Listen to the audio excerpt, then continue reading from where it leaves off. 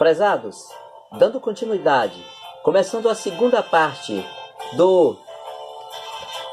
da temática que estamos tratando sobre a substituição do nome do Deus do castiçal de 7 lâmpadas, causas e implicações, nós prosseguimos, lembrando que a IASE, Igreja Adventista do Sétimo Dia, fundamentada em Êxodo 28 a 11 e 31, 13 a 17, reconhece o sábado como sinal distintivo de lealdade a Deus Yod-Heh-Vav-Heh. Apesar desse Deus ser um nome comum, passivo de se estar servindo ao próprio Deus Baal, sem perceber. Eles chamam o Deus dele de Deus, mesmo sustentando, defendendo o valor do sétimo dia. Das únicas 8 referências bíblicas referente ao primeiro dia da semana, nenhuma apresenta ordem ou permissão ou prática que confirme mudança do sétimo dia. Sábado de Yod-Heh-Vav-Heh para o primeiro dia da semana, domingo, dia ao Deus Sol. Nenhuma referência. Mateus 28:1, Marcos 16:2, Marcos 16:9, Lucas 24:1, João 21, João 20:19, Atos 27 e 1 Coríntios 16:1.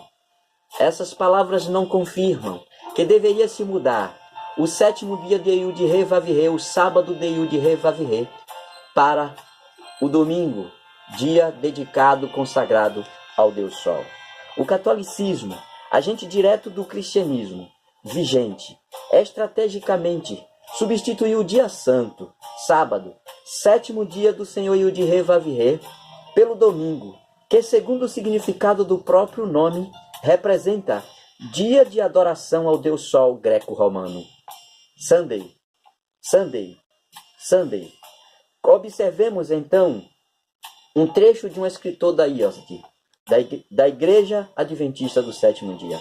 Constantino, que era pagão, portanto idólatra, adorava ídolos, introduziu dentro do cristianismo a adoração de imagens. E isso depois que o Novo Testamento já tinha sido completado e que todos os apóstolos já tinham morrido. No dia 7 de março de 321 DC, Constantino o Grande promulgou a primeira lei civil acerca do domingo. Escutem bem.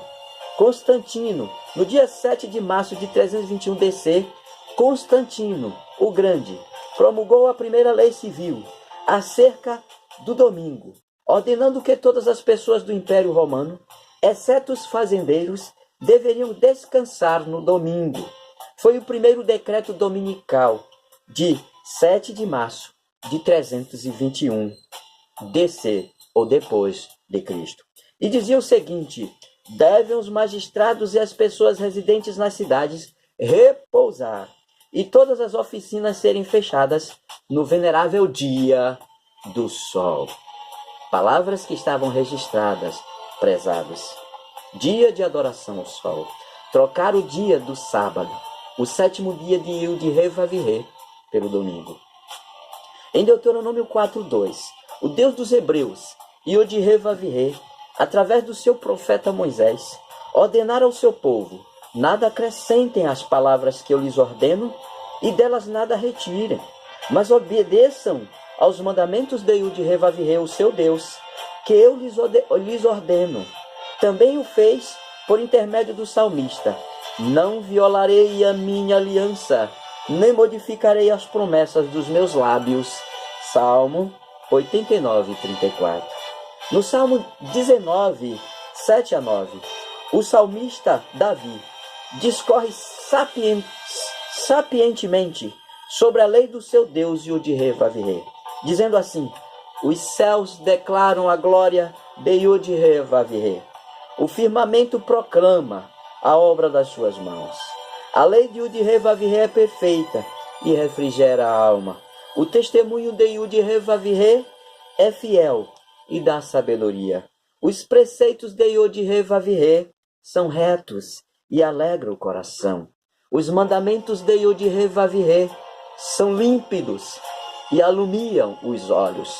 O temor de Yod-Heh-Vav-Heh é limpo e permanece eternamente.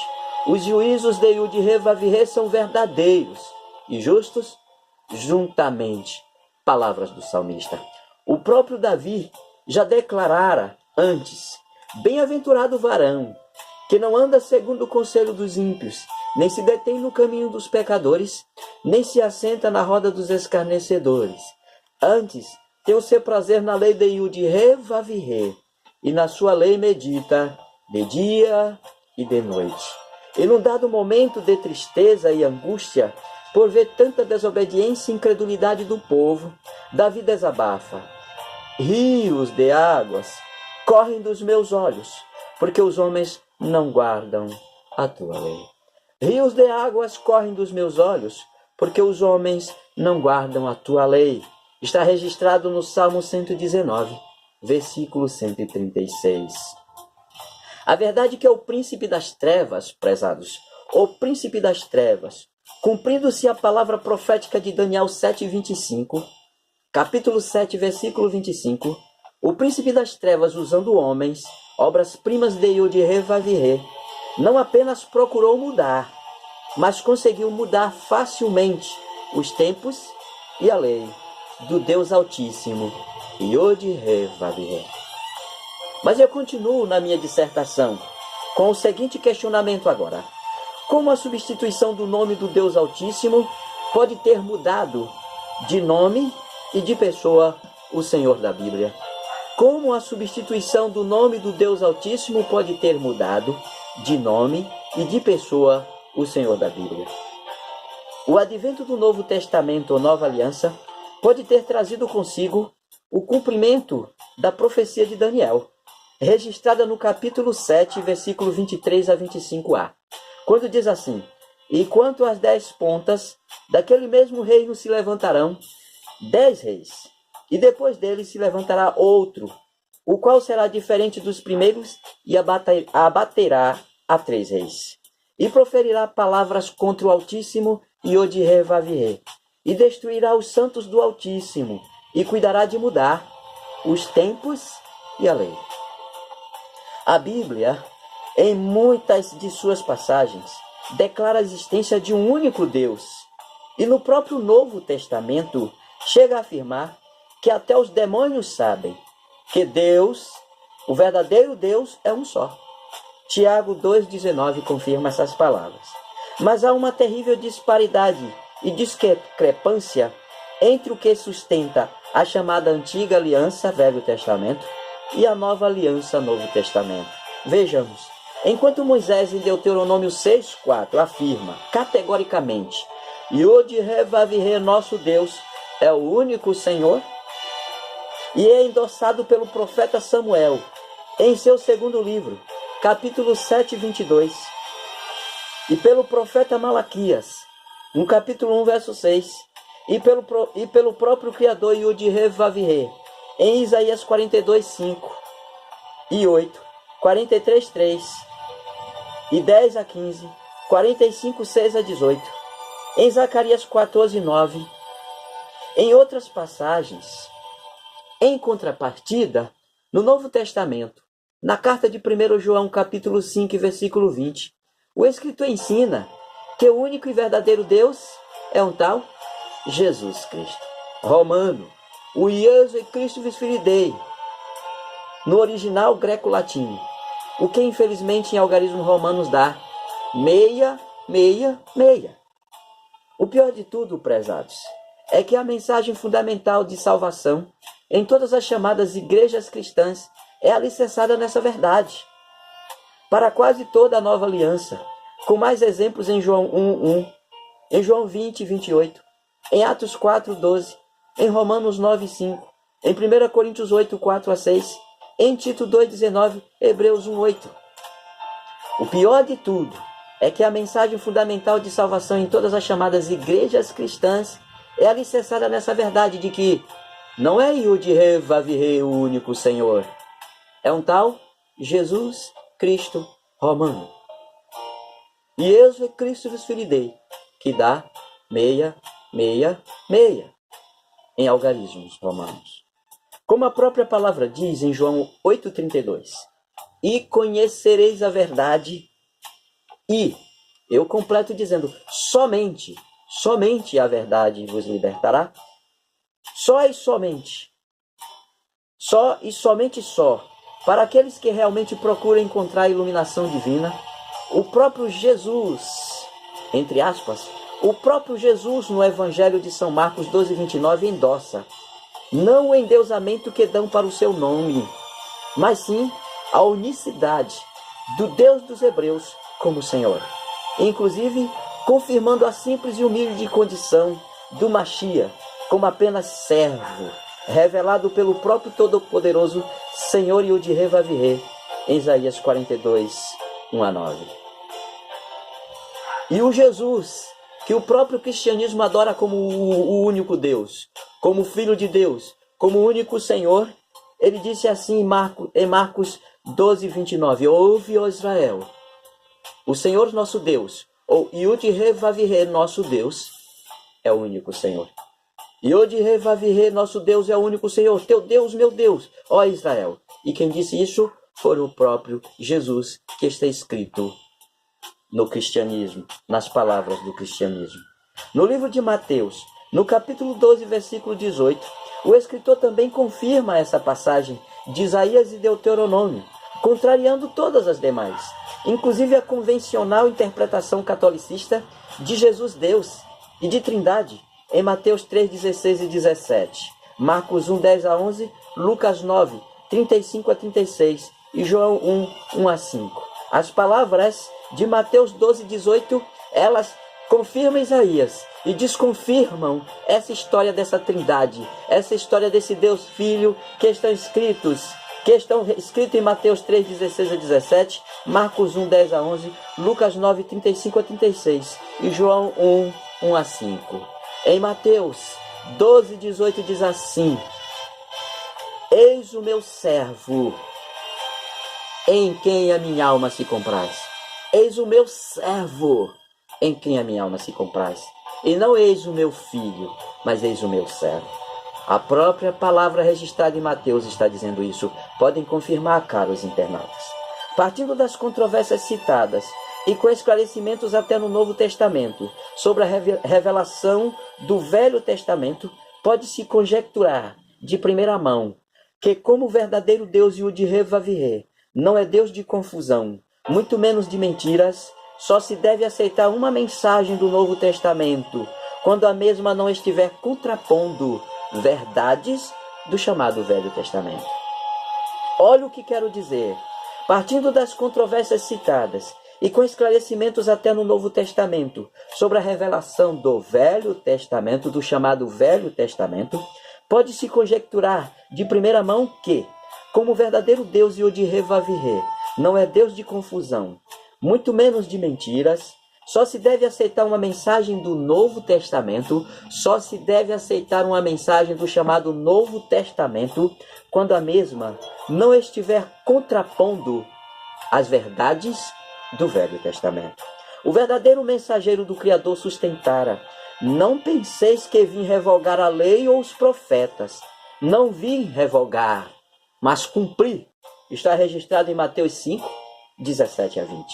E como ele pode ter cumprido a lei, ou esse Jesus pode ser verdadeiro se ele não cumpre a lei do Velho Testamento? Se ele não cumpre a mensagem dos 10 mandamentos, ouve, ó Israel, o Senhor nosso Deus é o único Senhor. Ele diz que ele é o Senhor. Ele diz que no nome dele é que há salvação.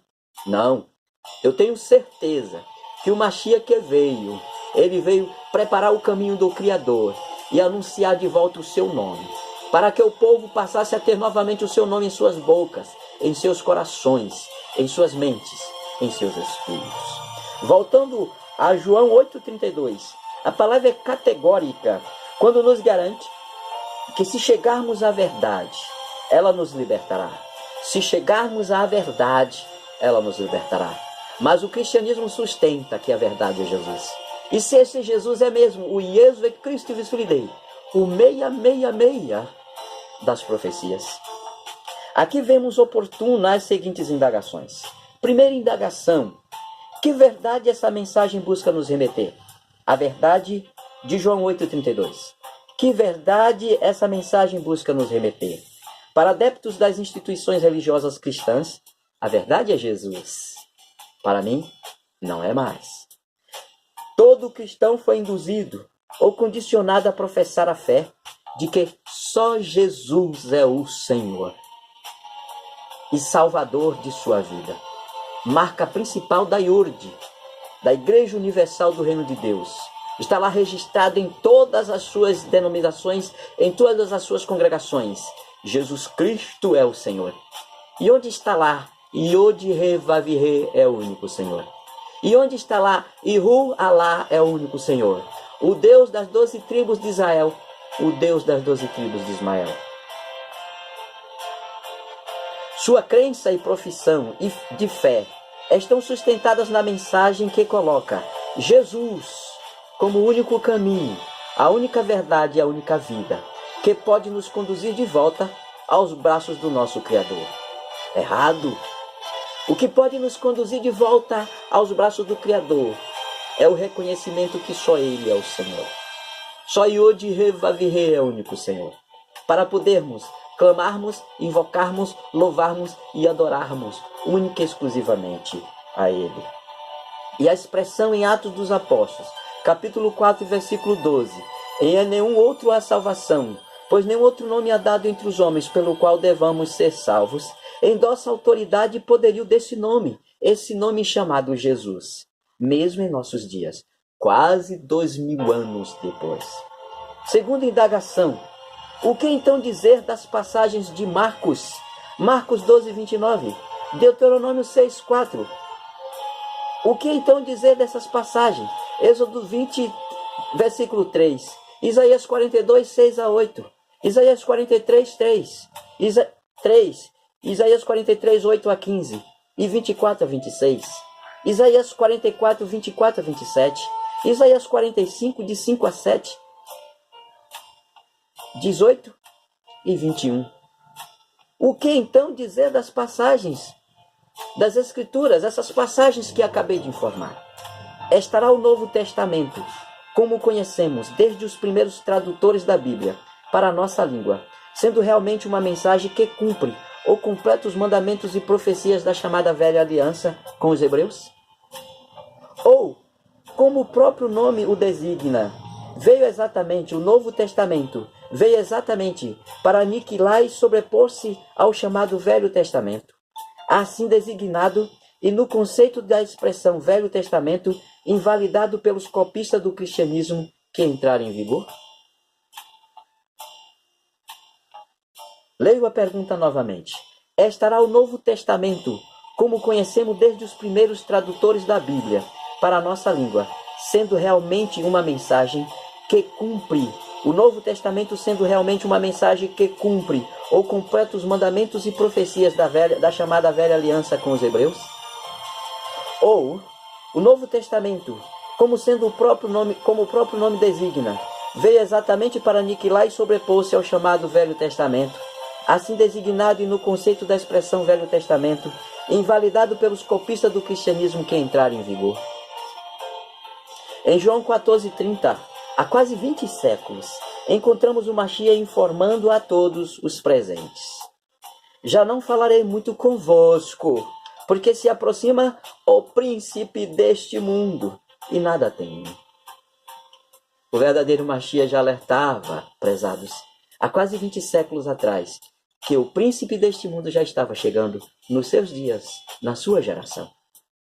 Mas o cristianismo maldito, o cristianismo romano, está fazendo o povo esperar o príncipe das trevas chegar ainda. Está esperando o príncipe das trevas invadir as igrejas, quando ele há muito tempo já invadiu. Há muito tempo ele já mudou os tempos e a lei do Criador. Mas as pessoas preferem continuar cegos. Tirai a trave já, voltai às raízes. Já não falarei muito convosco, porque se aproxima o príncipe deste mundo, e nada tem em mim. Em João 12:31 deste mesmo livro, o último profeta dos judeus anuncia: agora é o juízo deste mundo, agora é o juízo deste mundo. E ele disse quando essas palavras? Há quase 20 séculos passados. Há quase 2000 anos atrás. O cristianismo está crucificando o Messias, dia após dia, e não para perceber. Ele disse, o último profeta dos judeus anuncia, ou anunciara, agora é o juízo deste mundo, agora será expulso o príncipe deste mundo, disse há quase 2000 anos atrás. E o apóstolo João, em sua primeira carta, capítulo 5, versículo 19, já confirmava cumprimento das palavras do mestre quando escreveu, sabemos que somos de Yud-Re Vav-Re, e que o mundo inteiro jaz no maligno. Palavras de quase 20 séculos atrás. Mas o cristianismo que a gente aprendeu a viver, a cultuar, a crer, é um cristianismo totalmente atrasado na história. Porque assim o príncipe das trevas quis, mudando os tempos e a lei do Criador. O cristianismo de hoje espera a volta de Jesus. Mas eu tenho certeza que aquele que haveria de voltar, voltou. E libertou as 12 tribos de Ismael e fez mais. Se manifestou às 12 tribos de Ismael e também libertou as 12 tribos de Ismael. Depois daí, o mundo jaz no maligno. E hoje eu posso informar, o mundo mais do que jaz no maligno. É tempo de despertar. É tempo de despertar. É tempo de lançar fora esse cristianismo romano maldito da Trindade e voltar a reconhecer, a conhecer e reconhecer o único e verdadeiro Deus, o único e verdadeiro Senhor. Yod-Re Vav-Re Allah, o Deus das 12 tribos de Israel e o mesmo Deus das 12 tribos de Ismael. Esses versos são provas plausíveis de que o Deus deste mundo, o 666, há quase 20 séculos já estava chegando para cegar os olhos e entendimento da humanidade, deixando-a embriagada com o cálice da prostituta, da mulher montada na besta, a grande meretriz da revelação apocalíptica. Prezados, é tempo de abrir os olhos. O que nós ganhamos sustentando, defendendo com unhas e dentes esse cristianismo que está aí, que tirou o verdadeiro Deus do centro e colocou um Jesus romano, um Jesus que é católico, um Jesus que é batista, é pentecostal, é assembleiano, é de todas as denominações, um Jesus que é até mesmo do candomblé, dos terreiros de macumba, dos terreiros satanistas. Só recebe outro nome, porque é assim que o Satanás quer, é assim que o príncipe das trevas quer, mas ele não deixa de ser 666. É só procurar, é só pesquisar, é só estudar, colocar o Jesus Cristo Fidei, original romano, latim, com os números romanos, e você vai encontrar lá no seu nome, nessa expressão, 666, o próprio Satã, camuflado, do Salvador da humanidade.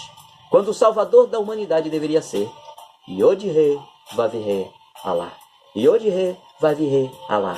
Único Deus, único Senhor, sétimo Deus. O Deus do castiçal de 7 lâmpadas. O Deus dos 7 céus. O Deus do tetragrama sagrado. Yod-Re Vav-Re Allah. O Deus dos 7 espíritos. Que nenhuma igreja chamada de salva, chamada de abençoada, chamada de divina, reconhece e cultua. É tempo de despertar. É tempo de despertar. Tirai a trave já. Voltai a isso. Outra mensagem que certamente não foi para nossos dias. Está escrito assim: em verdade vos digo que não passará esta geração até que tudo aconteça. Passará o céu e a terra, mas as minhas palavras não hão de passar. Para que desta geração seja requerido o sangue de todos os profetas, que desde a fundação do mundo foi derramado. São palavras escritas, registradas em Lucas 21, 20 e 32 a 33, e Lucas 11, 50. Quando foram registradas essas palavras? Há quase 2000 anos atrás. E o cristianismo espera elas se cumprirem. Diz que o tempo que está próximo é o de agora, 20 séculos depois. Estão crucificando o Mashiach. Estão crucificando a palavra. Estão amaldiçoando a verdadeira palavra da verdade. O Mashiach, ele disse que o tempo estava próximo. Ele disse que não passaria a sua geração, 49ª geração das 12 tribos de Israel. Não passaria a sua geração antes que as palavras proféticas de Isaías, de Daniel acontecessem. E aconteceram. Olha aí, desde quando existe esse cristianismo? Quem instituiu esse cristianismo? O poderio católico romano. Se eu estiver mentindo, alguém pode vir e me contrapor. Evidências históricas confirmam que tais palavras proféticas se tornaram realidade a partir do governo do quinto César. Em 54 DC, Nero, que orquestrou e travou a primeira grande perseguição aos seguidores do Mashiach. Com Nero, começou a ser assassinado os verdadeiros mártires. E do governo religioso papal romano, em 67 DC. Em 67 DC, nasceu ou surgiu o Papa Lino I. Eles dizem que o primeiro Papa foi Pedro, mas a gente sabe que não foi. O primeiro Papa foi Lino I. O primeiro vicário dos Filidei, Papa Lino I. Cumprindo assim Daniel 9, 23 a 27, Lucas 25, 5 a 24 e Apocalipse 20, de 3 a 6. A grande tribulação e a destruição do templo, o arrebatamento e a primeira ressurreição. Querem mais, ouvintes? Querem mais, prezados internautas? Perseguição dos cristãos com Nero, o primeiro, e depois com Tito, e depois com outros lá. Mas a primeira grande perseguição com Nero. A destruição do templo judeu para nunca mais ser construído. Em 70 DC. Não se cumpriu as profecias de Daniel. Estão esperando ainda uma grande tribulação. Para quem? Para os cristãos de hoje? Os malditos de hoje? Que não cumprem nem mesmo o primeiro mandamento? Não. Não. As escrituras estão contaminadas com o cálice da grande prostituta. É tempo de enxergar. É tempo de acordar. Porque este é o último século. E estes são os últimos dias. Os últimos tempos do príncipe das trevas dominando. Porque vai chegar o dia de Yud-Heh-Vav-Heh, o último dia. O dia do julgamento final. Não de um Jesus Cristo que está aí. Mas aquele que criou todas as coisas. Aquele que criou os céus e a terra. Vai destruir o planeta Terra, cumprindo Apocalipse 21. E vai julgar. Apocalipse 20, de 11 a 16. Quem vai julgar não tem nada de Messias, não tem nada de Jesus, não tem nada de cristianismo. Quem vai julgar é o próprio Yod-Heh-Vav-Heh. E todos nós estaremos mortos quando ele for julgar. E todos nós seremos levantados da morte. Estaremos sendo ressuscitados para o julgamento final. Preparem, porque essa é a verdade. Preparem-se, porque está às portas o cumprimento de Apocalipse 20, 16 a 16 e 21, 1 a 8. Preparem-se. Nero representa o quinto rei, imperador, que já foi e é mesmo um dos 7. E representou o 8º rei, pelo fato de a história geral demonstrar que os imperadores Galba, Otão e Vitélio representaram um 6º mandado imperial romano. 3 reis num só mandado imperial romano. O imperador Otão e o imperador Vitélio representaram um 6º mandato imperial romano, pois os 3 governaram dentro do ano de 69 DC, só dentro de um ano. E Tito Vespasiano, pai e filho com o mesmo nome, Tito Vespasiano, pai e filho com o mesmo nome, foram quem realmente representaram o 7º e o 8º governos imperiais, os quais foram os responsáveis diretos pela 2ª e 3ª grande perseguição aos servos do Criador, não aos servos de Jesus, porque o Mashiach não teve servo. O Mashiach teve seguidores e não servos.